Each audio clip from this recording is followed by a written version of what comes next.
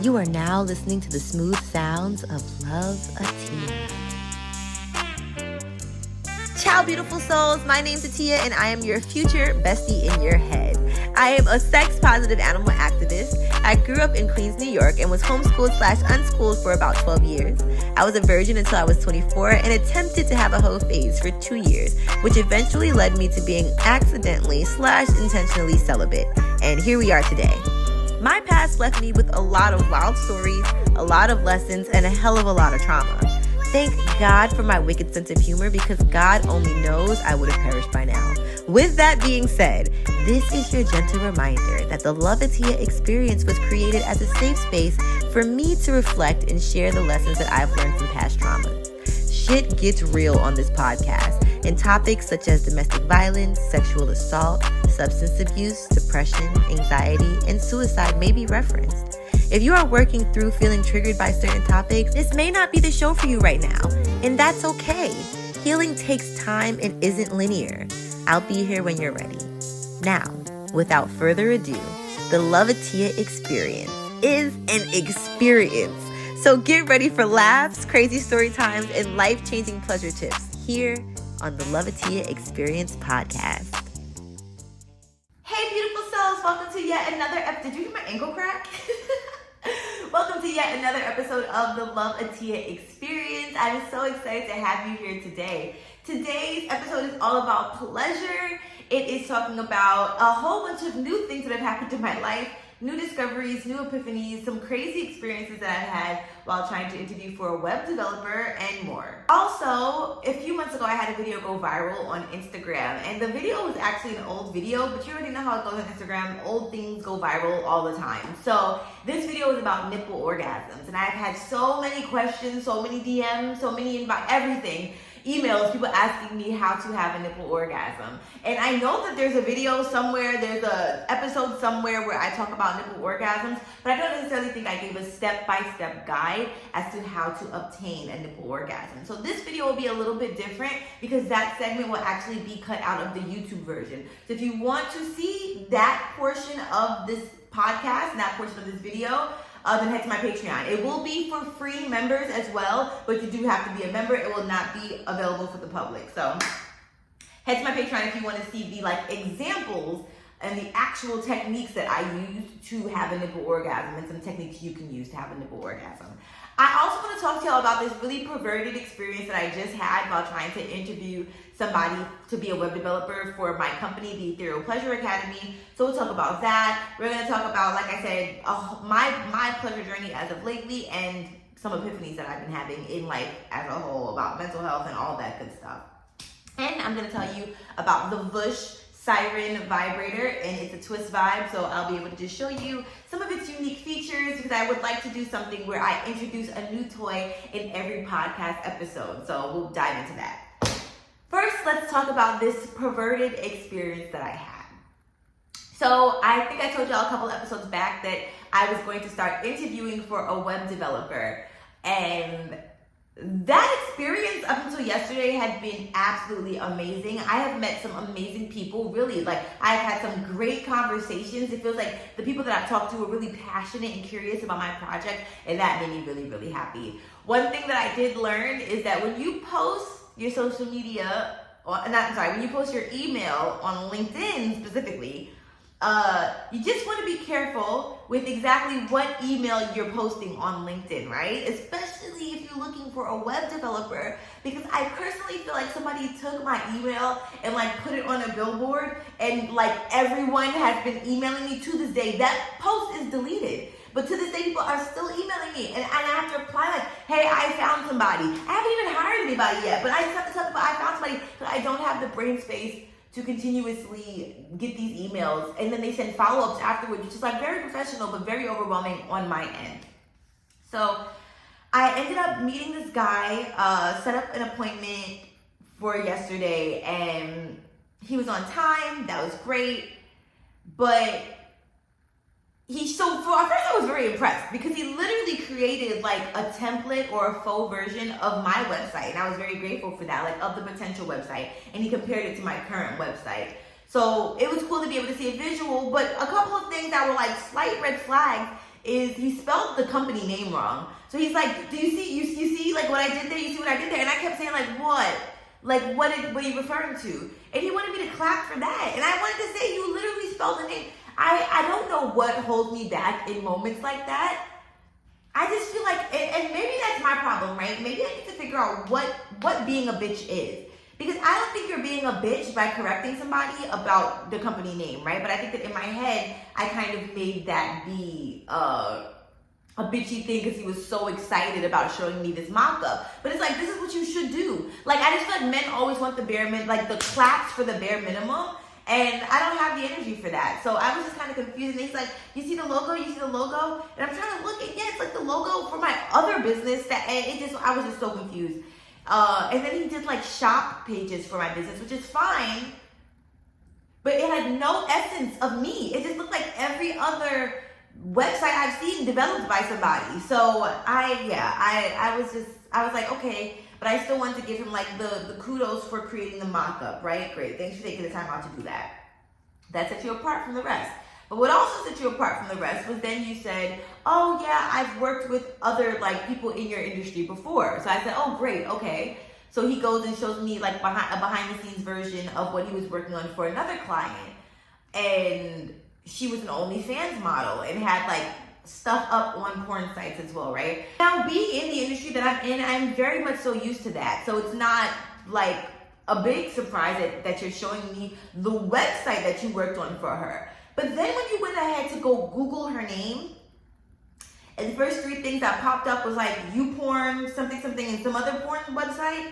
And then you go and click that first link to go directly to her pornographic layout of her content. And then he says like, oh, I'm sorry. Like as if he realized, oh, this is actual porn, right? Because I see at this point white dicks in my face, like full on white dick in her mouth. Like this was a white woman. So, you know, I stay on the ebony side of things, but okay, whatever. Do you, boo? I'm here for all sex workers. But when he apologized, I gave him the benefit of the doubt, which is what I should never give a man ever in life. In life.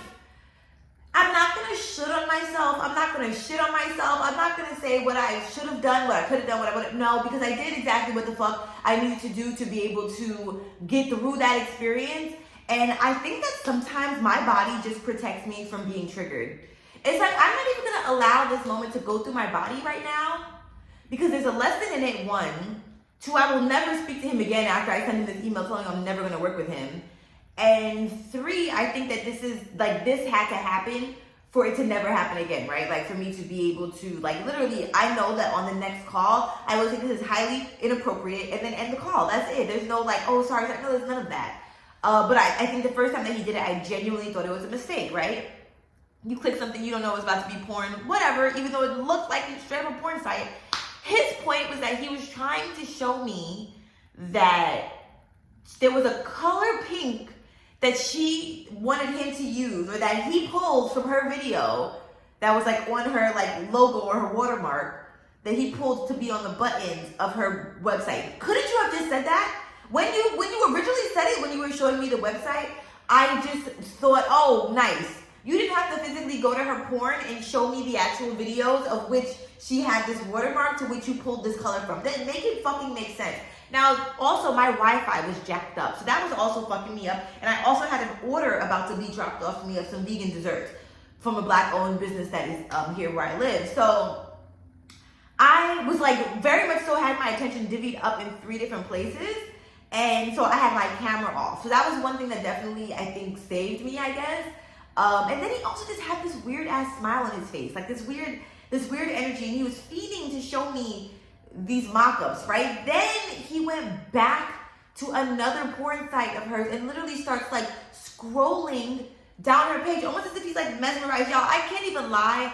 Through a majority of this, I was dissociated. Like I said, my focus was pulled to other places. But when my focus was back, I'm like, what the fuck is happening? I actually have some videos and some photos from the situation because it was one of those situations that was so dystopian that it was like, this can't be happening. And every time that something like that happens to me, my brain instantly does that. And I don't know what that is. Sometimes it can get me into trouble. But I'll just be like, this isn't happening to me. like almost every time that something happens, I'm like, but this is not happening to me right now. Like, this is that, because it just be so fucking, like I said, dystopian. Anyways, I recorded it on my phone because I'm like, what the fuck is actually happening? And the sickest part is that it went on for so long, I had the time to get my phone out and record it. Because like I said, I was off camera, so you couldn't even see that I was recording what he was doing with the weird ass facial expressions that he had while this was happening. And then I felt like he wouldn't let me get off the call. I felt like I felt like trapped on the fucking call. Like, and I'm like, okay, well, I have a meeting, so, and he's like, okay, can I just show you this one more thing? Can I just show you this one more thing? The last thing he showed me, I don't even remember what the fuck it was, because I was just so done. I was like, I'm literally never working with him. But what's crazy is that he told me afterwards, yeah, and I worked on all this for her, and she never paid me. Like, she just stopped reaching out. And at first I was like, oh wow, that's really messed up. I'm sorry that happened. And I was really compassionate. But then after it settled in me what happened, I was like, that literally makes a lot of sense. Like, I get why she didn't pay you. Probably because she felt the exact discomfort that I felt with your perverted ass. You know what else I'm thinking that I think I need to definitely take into account is I think that I'm slower at processing that I know in certain situations, right? Now, there are a lot of situations that growing up in New York has prepared me for, and I will be with a lot of people sometimes and be like, yo, did you see that? And they'll be like, what? And I'm like, what fucking world were you in? Because that just happened right in front of your face. Like, or did you see that, like, man with the fucking gun over there? Like, I don't know. I just feel like I peep certain things that people just never see. Or I see certain situations go down that people never see go down. And I'm like, oh, okay, I'm just way more aware for outside things, right? But when it comes to, I'll use the word assault, abrasive or aggressive behavior. Aggressive, actually, usually I can decipher. Creep, I usually can decipher. So I guess the word is gonna really just go specifically for assault, because that's the only area in life that I feel like it takes me a little bit longer to process. But like, I call it delayed processing, right? But maybe it's not delayed processing. Maybe it's really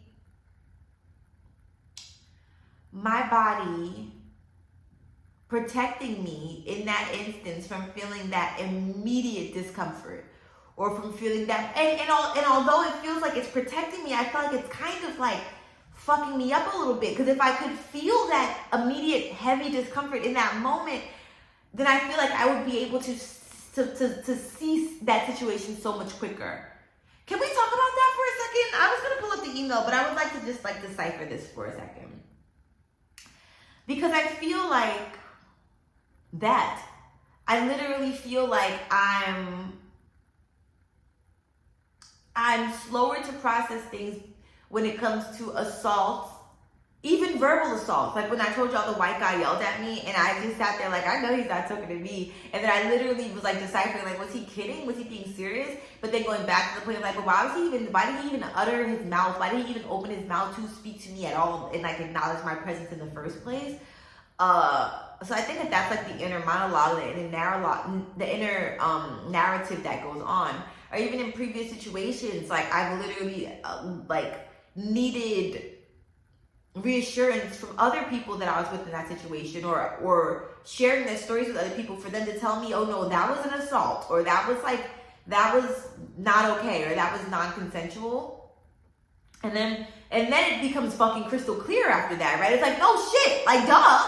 Like it really was. Like it was so clear, but why did I need somebody else to tell me that? Or why did I need to take time to reflect that? And I think that the real thing is, why do I need to judge that, right? Like, why do I need to I guess, put a label on that? Maybe it just is a thing. And I think the reason why I judged it, is as opposed to observing it just now, really, this is a new epiphany, is because I feel like it can be detrimental at times.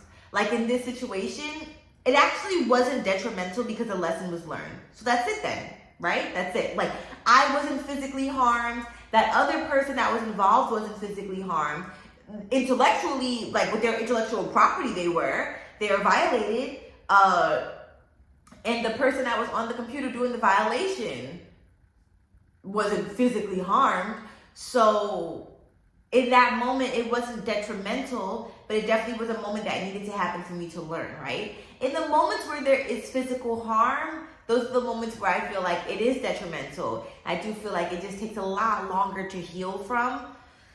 But maybe that's how things are supposed to be. It feels so sucky saying that though, but sometimes I really just have to surrender and give in. Like, I want to talk to y'all about how I thought I was bipolar for a second, and I just literally, I cannot diagnose myself with one more motherfucking thing. Even when I diagnosed myself with PMDD, I'm exhausted. Like, that was exhausting. So we'll get back to that on the mental health portion of things. But anyways, I just thank y'all for letting me like talk through that. All right, let me read the email that I wrote to him.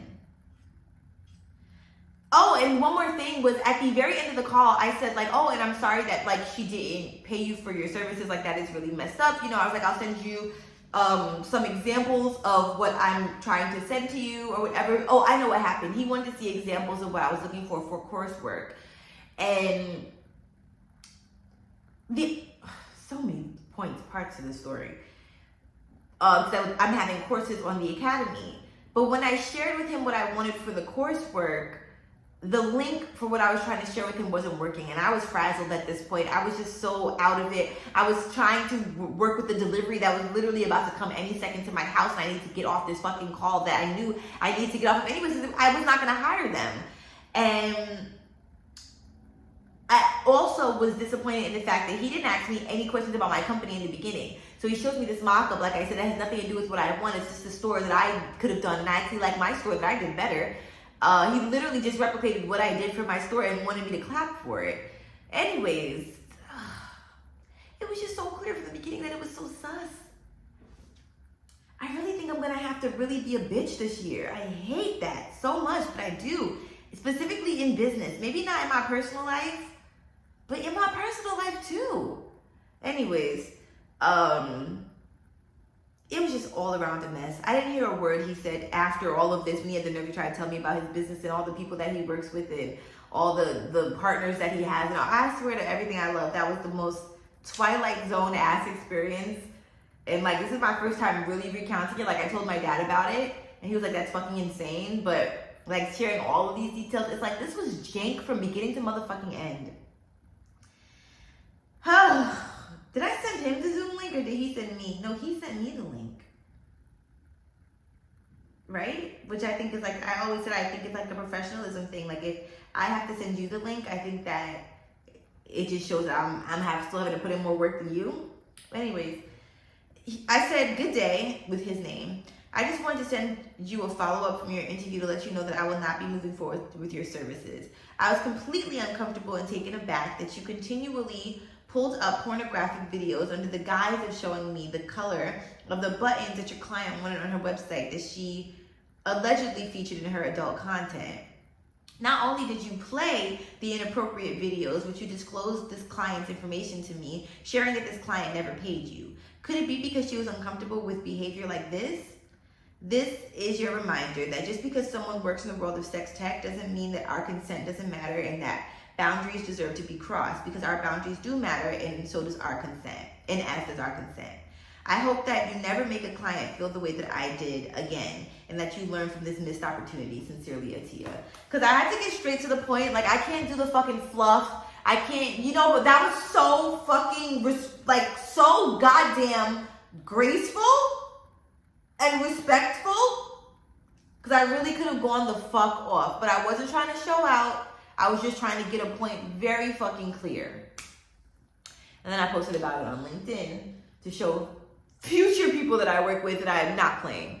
And if the response that I get is fucked up, I will expose this person's name as well. I really consider just exposing them regardless, because I don't want people that get wrapped up into that. I don't want people to work with him again in the world of sex tech and then have to experience that. So part of me does want to dox him, but we'll play it by ear. So that was my experience. I have one more interview today and then I'm done. I think in total I've done like 8 or 9 interviews. I'm so tired. It's been people from all over the world, from Singapore to India to Atlanta to California to the UK. I believe there's somebody that I'm meeting up with from Australia. So I love that in the world of tech, the community is so global. And I've just learned so much from each call, but there were definitely some calls that were highlighted. So I'm just so proud of myself. Like, I've done so much for the Academy so far. By the time you listen to this, I probably would have been light years ahead. But I've been recording these episodes a bit early because I just have so much to do with the Academy. But I just never, ever, ever want to forget about the experience, because that's like a really important part of it. So I've done my business plan. I've done my pitch deck. I've created my mock-up website. I've redone my current website just to make it a little bit more user-friendly, just for the meantime, until I'm able to move off of Wix to somewhere else, which would be amazing. And now I'm looking for web developers. But no need to reach out to me, because by the time you listen to this, I would have found a web developer, and they probably are currently working on my website as we speak. So I'm excited about that. You know, I've had some conversations that I feel like were like could possibly be a little bit discouraging, but I got a text from my dad actually at the perfect time, and he was like, don't, and I didn't even say anything about the conversations that I had that was discouraging, but he was like, don't allow discouragement to thwart you off your path. That's not exactly what he said, but he was like, take that energy or that doubt or whatever, and basically reconfigure it to be something that is helpful for me. So I'm really grateful for that, because it really, that message came at the perfect time. So then for the sake of self-care and mental health, I really did feel like I was spiraling a little bit, just with some personal things that I had going on in my life. So this morning I sent out some text messages just to nip some shit in the bud. I sent out that email. I went to the gym. I feel amazing. I feel like my brain is just working again. Like, every time I don't go to the gym, I just feel like my brain is not functioning the way that I want it to function, and I don't know why I take these pauses. I know that I was injured, which we will talk about. I know that I was injured from pole, so that is definitely why I took a break. And you know, I was traveling, but even when I travel, I need to wake up and fucking go to the gym. At this point, the gym is my therapy. And if I don't have my therapy, I will have a breakdown. So I really need to implement that in my life. And even if I don't physically go to the gym, I need to go for a run. I need to walk around the track. I need to do something to be able to process thoughts, move my body, and move them out of my body. Otherwise, they stay stagnant and they just ruminate right here. And I'm not able to get a lot done. So I've been trying to make sure that when I feel myself slipping a bit, I take it easy, right? So for instance, like the last couple of days when I've had back-to-back social interactions, where it's like from 10 a.m. to 5 p.m. I'm interacting with people, then for the rest of the day, I decompress. I watch what I need to watch to calm my nervous system, although sometimes I watch reality TV and it's not the best. I've been making tea as of lately, and that's been really helpful. I'll listen to podcasts, and sometimes it's less visually stimulating, which is helpful. I try to make sure I'm hydrated, drinking water. I've been treating myself to some sweets, which probably is not the best for my skin, but it helps my soul. And yeah, all that jazz. And just trying to find new ways. I started writing again, thank God, and that has been very helpful. But I just know that as a business owner, I cannot let myself spiral. I simply shouldn't let myself spiral. Because I have things to do, and I'm a team of one. And when I'm a team of many, I definitely am not going to be able to spiral. And I would hope that the person I'm working like hand in hand with would also be able to catch me with that. But I think that I've just put a lot of pressure on my mental health. I put so much pressure on my mental health that I'm giving myself crazy. And so I'm just working on giving myself grace. With that being said, I think that's a great segue to talk a bit about my mental health. And some epiphanies that I've had that may be able to help somebody else. But before that, I want to talk about the Siren by Bush. It is a twist vibrator. So I love this particularly because it is so unique looking. The package is pretty. And this is an honest review. I tried to do a review on YouTube, and I don't know, like I was just crashing out, so I was not able to really give the best review. But I have had some great orgasms with this, and I've learned some new things while reading up on this, which I think is really helpful. Now, random things that I love when people add gifts and stuff to your packages. So this was in the back of this box. So I guess everyone will get a bag. But some information about it before I show you exactly how it works. It says that the siren is a multi-use twist vibrator that invites you to explore the best of both pleasure-filled worlds, whether you're in the mood for internal or external play. So it is an internal and an external vibrator. It says, like the sirens of Greek mythology, the allure of siren has got you covered. Explore the endless possibility of sirens' pleasure combinations spanning 8 pleasure settings, 5 levels of intensity, plus 4 twist patterns. Siren features a gyrating tip and helix twist design that work together to bring you next level clitoral and G-spot orgasms. Crafted with endless play in mind, Siren's perfect for those looking to level up their internal and external play. We have always recommended exploring both realms for a truly legendary experience. Unleash the siren, blah, blah, blah. It's great with solo play, partner play, vaginal play, clitoral play. It is not good for penis play. It is good for nipple play. It is good for edge play, and it is not good for butt play. I love the way that they have this written on the back of the, can you see if you're watching it on video? Like on the back, it has like the check marks and stuff like that. I think that's really cool. So I will say, because I've learned my lesson with this toy. You need to read the instructions for each toy. Someone asked me that during one of their consultations that I had. I do online consultations for people that are looking for sex toys but don't know which one to buy. And that's my main tip, to read the instructions for each toy that you get. Because I had this toy for about a month before I knew that it had a gyrating tip and how to use it. So let's just get down to that first. And then you can check out my YouTube to see like all of the patterns. But what I think you're supposed to do, from what I remember, is you press the on button. Wait, no, you do a long press. Oh, yeah. So I pressed the on button once I did an on press. But can you see? It's literally gyrating. Like, it literally looks like a finger. Like as if somebody's fingering you. Oh, this is crazy. So I'm going to turn it off for noise purposes. But they say that if you're going to use it for your G-spot, you want to make sure that it is in a downward position. So it starts down. So you see how there's like a curve down? And if you can't figure that out, then like the curve is pointing this way. So you want to point it down. And you want this to press on your G-spot. They literally tell you exactly how to do it. Once it is pressed on your G-spot, then you can do the one press and then the hold, and then you can get that diddling your skittle. Now, what I also love about it is you don't have to have that feature on, but it is really great for clitoral play. But I love the design of the helix. It is actually very different from all of the toys that I have. So what I would do is lay this on my vulva.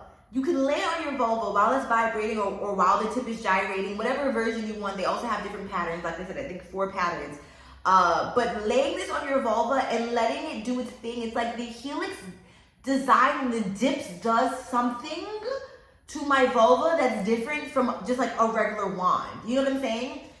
Because of the way that like my vulva is able to feel the intensities throughout the different grooves. The other thing I do like about the grooves is that it's not type of grooves where you will get like bacteria locked in them. Very easy to clean, and it's made with body safe silicone. So my toy of the episode is the Siren from Bush, and you can find it of course on theloveatiya.com and on the Ethereal Pleasure Academy store. So check out this vibe by Bush, and I will do a full YouTube review. It probably will be up by the time you hear this episode. Now let's talk about my mental health. So I've been a very introspective person since I was a little girl, right? Very introspective.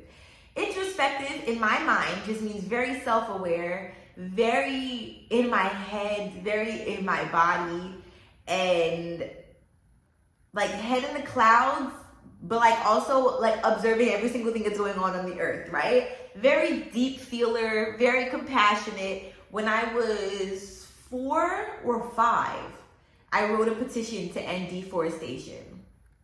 Like, who does that? You know what I'm saying? Like, who literally does that? And I was gonna say this to Bill Clinton. Like, who does that? So that's the kind of child that I've always been. And I've noticed that there is something in my nature as a Virgo. I've learned this years ago, like decades ago, probably 2 decades ago when I was like 10. I learned that as a Virgo, I'm a fixer, right? I want to fix every situation. I want to make sure that there is a conclusion to every situation. I want to fix people. And over the years and over my evolution, I learned that you literally cannot fix people, right? Like, that's fucked up. Like, you just can't. you can't, like, because thinking that you can fix someone means that something's wrong with them and they're not innately just as they are supposed to be. You can't fix people.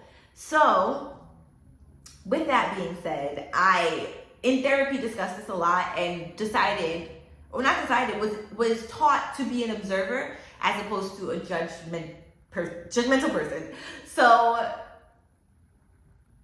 that's easier said than done for a person who it's in my nature as a Virgo, like the planets have aligned to be able to judge people. Like, I don't know. And like I said, I know that judgment is bad. I know that, like, who am I? I'm not God or the creator. I'm not the universe. I'm not, but then, like, if you think about, like, esoteric teachings, like, technically we are all God and everything. We're everything and nothing at one time. But anyways, like, if we're getting technical.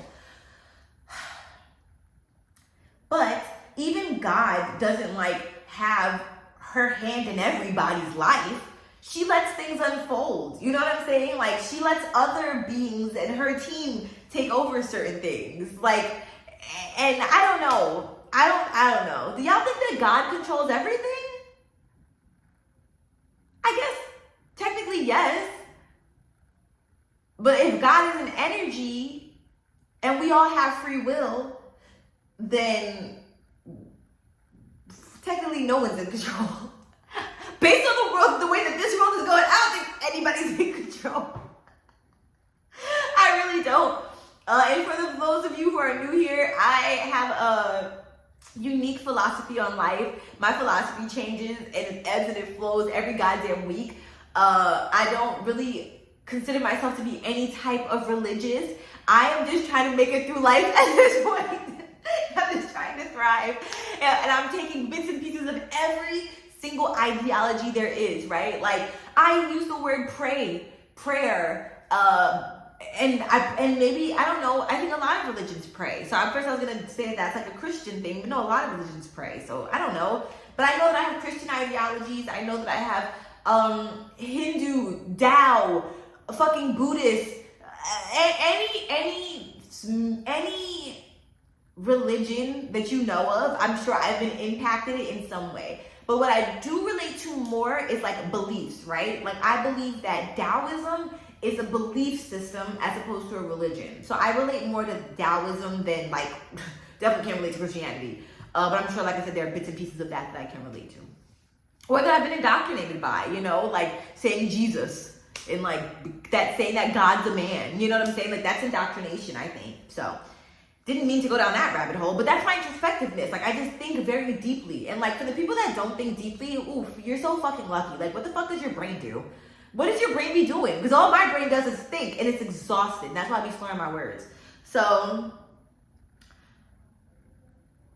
introspectiveness in me is something that I thought everybody had, right? And when people don't want to have that, I judge them. And I'm like, so you're not trying to heal? You're not trying to learn these things? And my thing is always, I feel like the more introspective you can be, the less that you will continuously make the same mistakes or hurt the same people.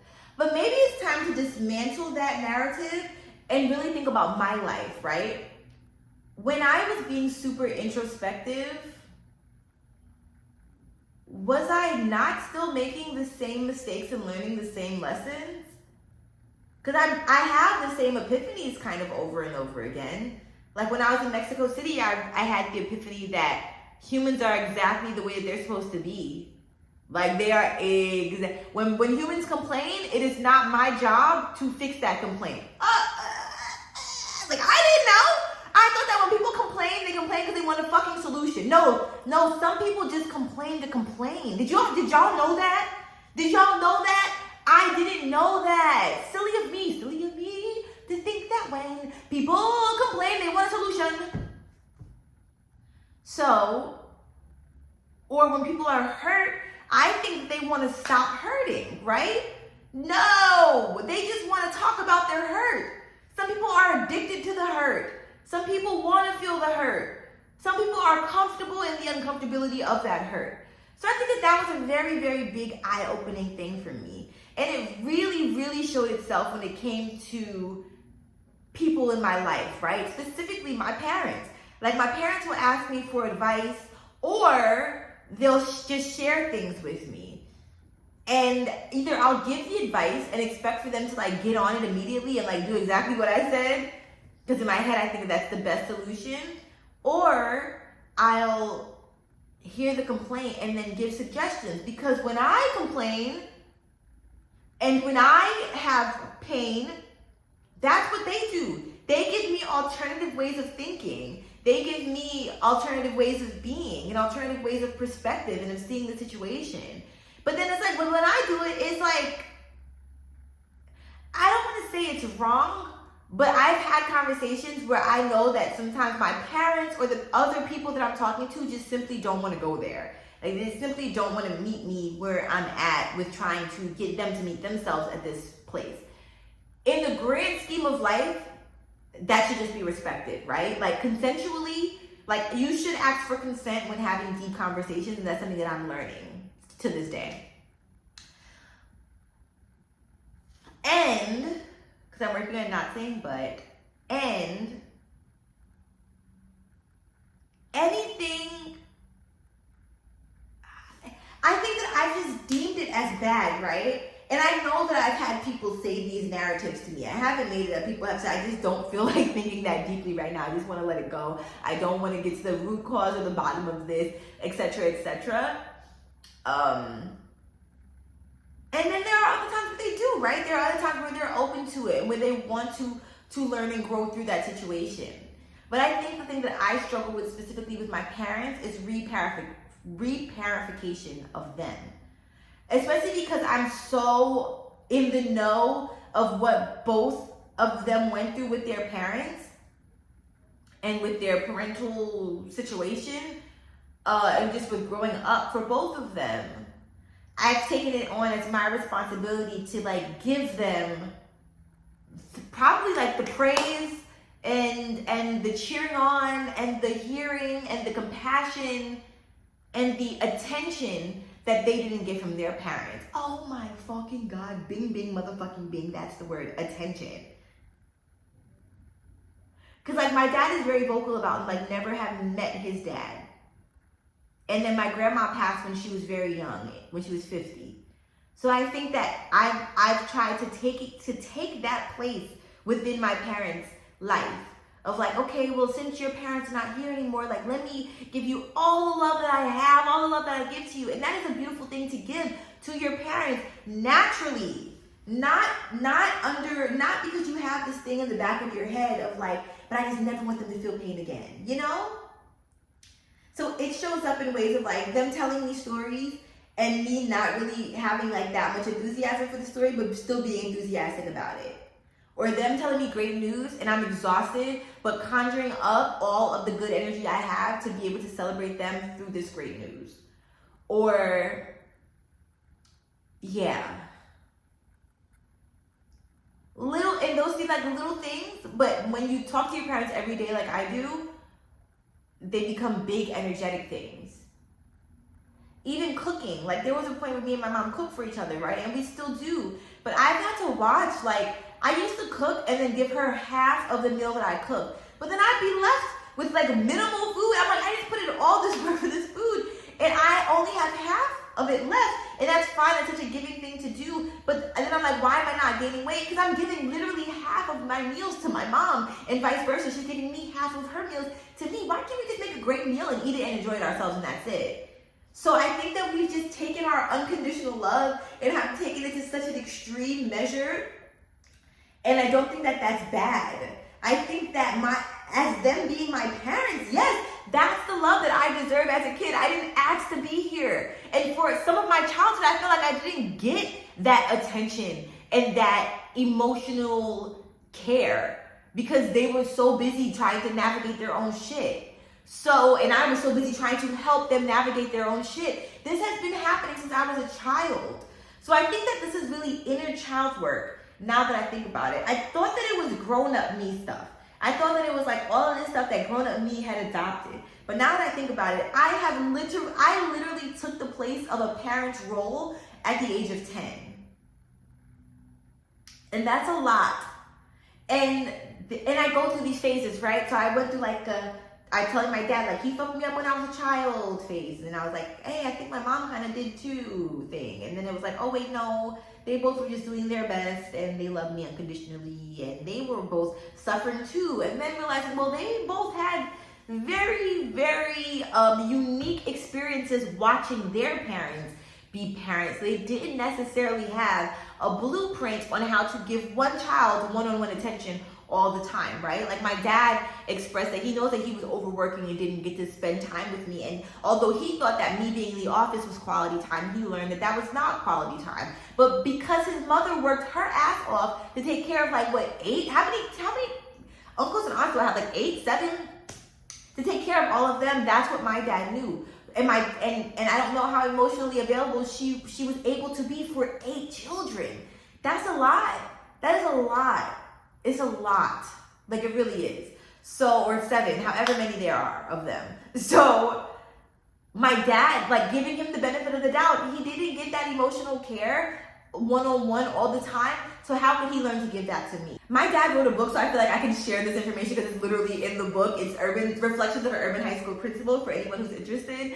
I definitely 10 out of 10 recommend. It is a bestseller. Very easy to read. Really, you could read it like 5 times through, but it's a very, very greatly written story. And it's based on a true story. And then my mom's mom, my grandma, literally had her when she was 20, I think 21 or 20. If I had a baby when I was 20, do you understand how many mistakes I would have made, like simply by being, like not even like active mistakes in parenthood. Like my choices in life were not that sensible when you're just not there when you're 20. So I can't imagine how difficult that must have been to navigate for the both of them. And once again, that reparentification, right? Like my mom then becomes kind of the parent of my grandma, which is what I've observed. Once again, it's something I've observed as like a young child. Not only that, but then my grandma started her own hair salon when they were really young. And so then focused on that and poured all of her attention to that. So once again, as a child, how do you get the attention that you really, really desire? Which why then I step in as a child in my parents' lives, and I'm like, I can give you the attention that your parents never gave you. Who said that? Like who said that? Like I actively, willingly signed up for that when I came back to this earth. Or why can't I just experience my parents as parents and be parented and call it a day?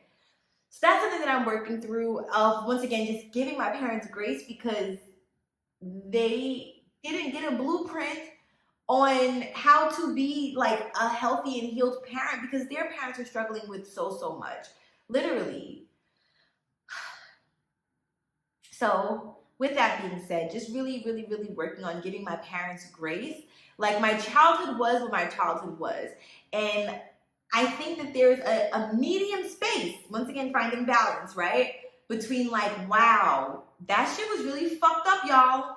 Versus like, wow, y'all really did your best. And I am still the best child on this planet. Like, even with my mental health issues and my control issues and my fucking like medium self-esteem at times, which is now high, by the way, I am still the shit. Like, even with this fucked up childhood that we all experienced. Like the other day, my dad was like, he said something like, yeah, you remember when you were like 10 and such. And I was like, brother, I don't remember shit beyond 15. I only remember 15 and up. Like the rest of that shit, I remember stable moments and that's it. And I felt bad for saying it because I'm like, damn, I don't want them to think I dissociated throughout my whole child. But who wants to hear their parents fight? Like, yeah, I dissociated through that shit. Not do it again. Like, the fuck? So just really, I think the word of this year, as much as I said it was harmony and I thought it was freedom and I thought it was clarity, I think it's really grace. And that was a word that I thought was for last year, but last year's word was freedom, which really ended up being liberation. I don't know, the words always change. I told you me and my mom pick a word of the year every year. But this time around, I think the word is definitely grace. I think that giving my parents grace as human beings, and I think that giving myself grace, even the way that I have these ebb and flows of emotions, right? And I'm like, am I bipolar? And it's like, no, you're just a human being feeling things. Like, you feel so deeply, and that's it, that's all. That's it, that's all. Like, that is it. I dated a man who was bipolar. I know what bipolar looks like, and I know that there's a spectrum of the bipolar diagnosis. But I don't think that my blow-ups are that. I think that my blow-ups are simply I'm triggered and I'm still finding ways to navigate the triggers. I really think that that's what it is, to be completely honest with you. But I can't lie, for the last couple of days, I really did think that I was like losing my actual mind in multiple different ways. Like I diagnosed myself with like 3 things because my thoughts were just all over the place. But I think it's just my inner child trying to navigate that. So this video is for people who may have been kind of hard on their parents. First of all, look at us. Like, we came out great. Like, fucked up. Yes, but what human is not fucked up? Tell me a human who's not fucked up, and I'll tell you about a boring life. You know what I'm saying? Like, imagine somebody who just had everything go their way. I would be so bored. Like, what are we doing? You know what I'm saying? So, yeah. Definitely a thing. I'm just navigating through it. And I think that the heaviest thing for me was the judgment aspect of it.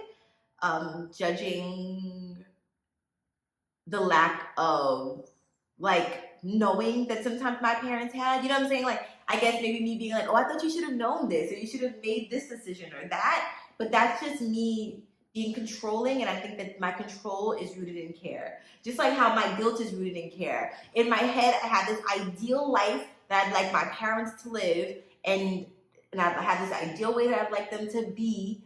And that's not fair. That's not unconditionally loving. And what's to say that my interpretation of how their life is supposed to be is the best thing for them?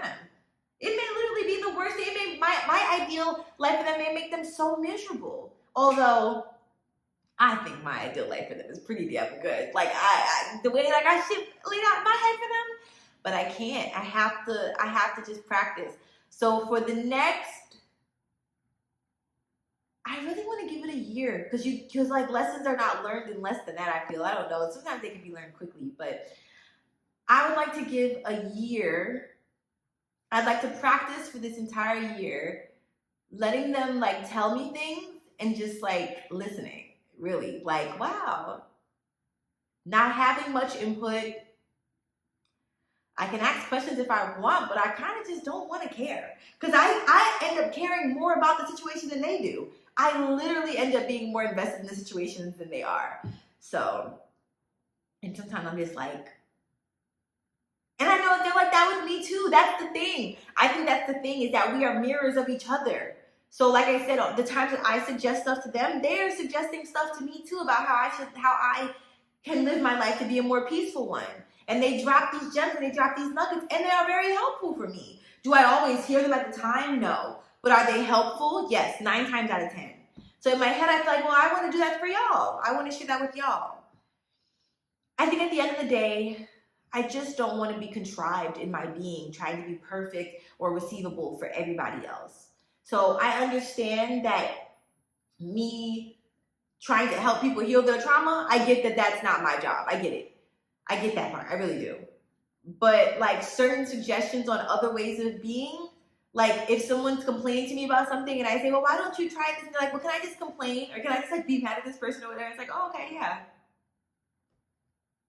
Sometimes I just want to be mad at people. Sometimes I just want to complain and call it a day. That's fine too. No problem at all.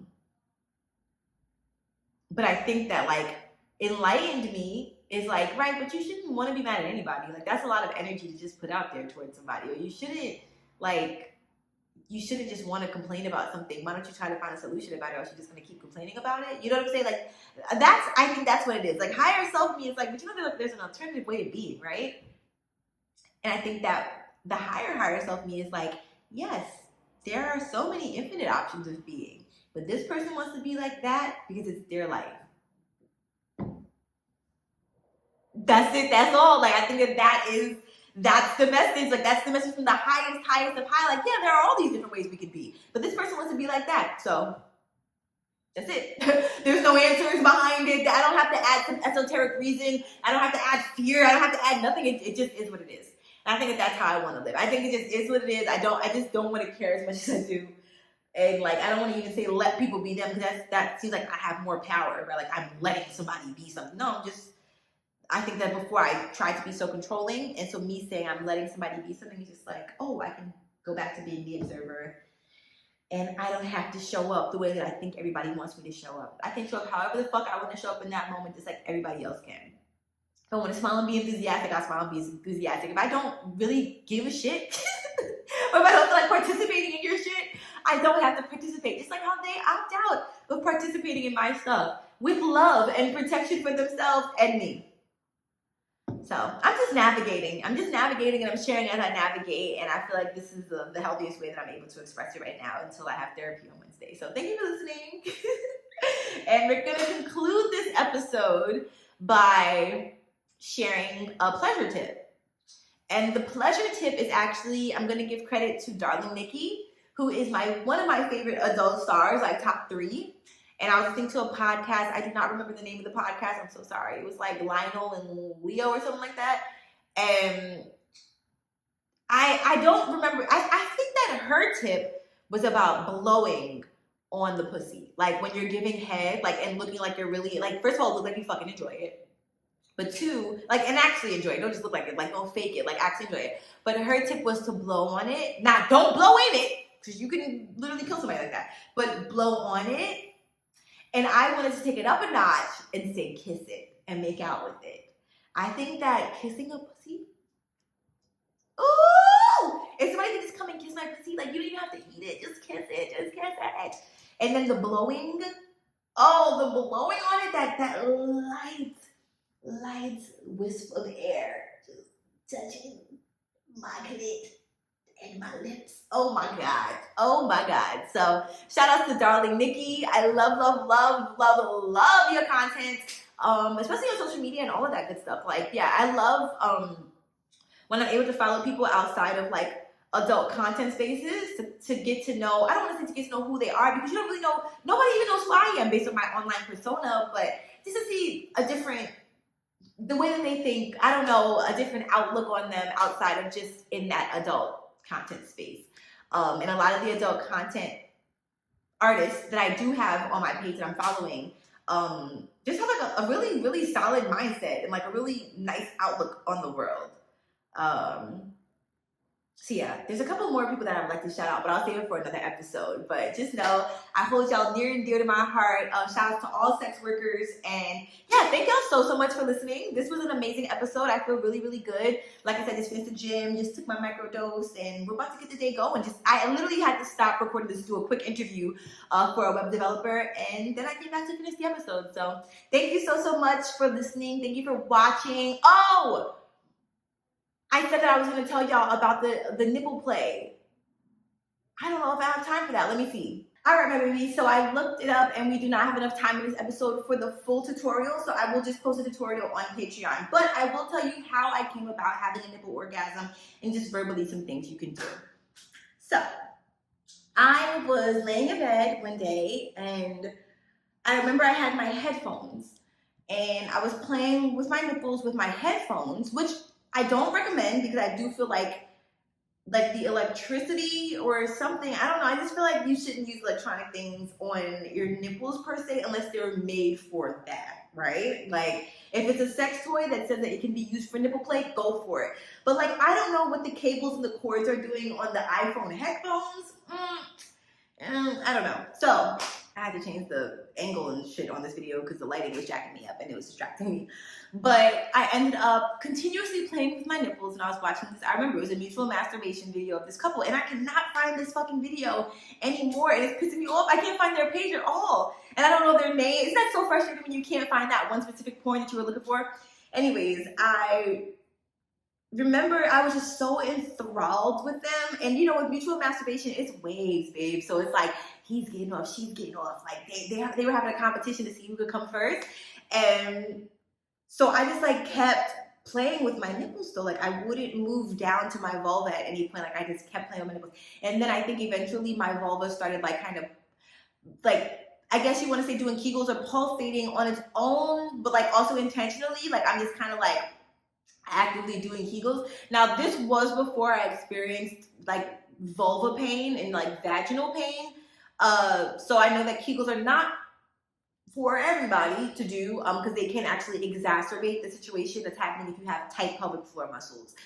But in this situation, it felt good. So I was like actively like clenching and releasing my vulva, and then playing with my nipples. But I will say that even without the clenching and releasing of the vulva, which came later on, I would have still had this nipple orgasm even without the clenching and releasing of the vulva because of how gently stimulated I was. Now, some tips that I would give would definitely be listen to your body. So if your nipples get overstimulated, stop, because it's not fun anymore. And I don't know if y'all are like me to where it's hard for me to like unfeel the overstimulation of my nipples. Like it really is. So I want to make sure it's fun at all times. Now, I do like to do like a tapping method. So you can tap the top, the side, or the bottom of your nipple, or like the middle of your nipple. And once again, I'll show y'all on video on Patreon. I like to do a version where you take whatever you want to take, right? So say I had like my headphones and stuff, and I just, once again, like caress each side of the nipple. Once again, lots of tapping. You can lick and blow if you want. My boobs are not big enough for that, or I just don't technically enjoy that, but some people do. The sensation definitely feels good. Now, if you don't want to do the whole pull your boob and lick thing, you can, and again, this, small titty babes can do that. They can. I can. I just don't feel like it. You can also use different methods of liquids. You can use lubrication, you can use water, you can use oil, and then practice breath play on your own nipples. That should be really fun. Or once again, just the feeling of those things being on your nipples. I've never done that because my nipples are so sensitive, but I think that would be really cool. I know I saw a lot of comments of people saying that their nipples were not sensitive enough to be able to do that. So maybe using a sex toy would be helpful. I know the Nami by Bird is really good for that. Really suction toys with a gentle fucking suction. Not suction toys that are OD and will hurt you. I know they even said the siren twist can be used for nipple play as well. So that's, I don't know if you can really say it, but that's helpful. I'm trying to think of what else. I literally have so much of the hair that I just cut underneath my nail, and this looks crazy. It looks like pubes. What other things? You can do pinching of your nipples. But I think for me, the best advice that I can give somebody to have a nipple orgasm is simply tease your nipples. You do not want to overstimulate them, so tease, edge, and take breaks. Also, with a nipple orgasm, your breast has other nerves and other nerve endings, so I have loved just caressing my breast, caressing the top, caressing the sides, caressing underneath. Caressing my neck, caressing my other erogenous zones to be able to get my nipples wanting more. I think if you could really think about things of blood flow, like don't your nipples get hard because of rush of blood flows to your nipples and like that increases, I don't know, like the fucking nipple muscle or something? Are there muscles in your nipples? I'm making shit up at this point. Don't listen to me. But yeah, I think that my best advice would be to just tease your nipples. Like sometimes people want how-tos of the tips that I give, and it's like, babes, your body is your body. So the tip that I give for myself may not be the tip that works for you. So it's explore, and you will figure out what works best for you. I hope that was helpful. If you have any particular questions, then feel free to comment them in my comments, and I might see them and reply. So I love you so well. Please give yourself a major hug for me. And don't forget to be kind to animals, be kind to yourself, and head over to Patreon if you want to see the video example of my nipple orgasms and techniques to do on your nipples to have a nipple orgasm. Love you. Mwah.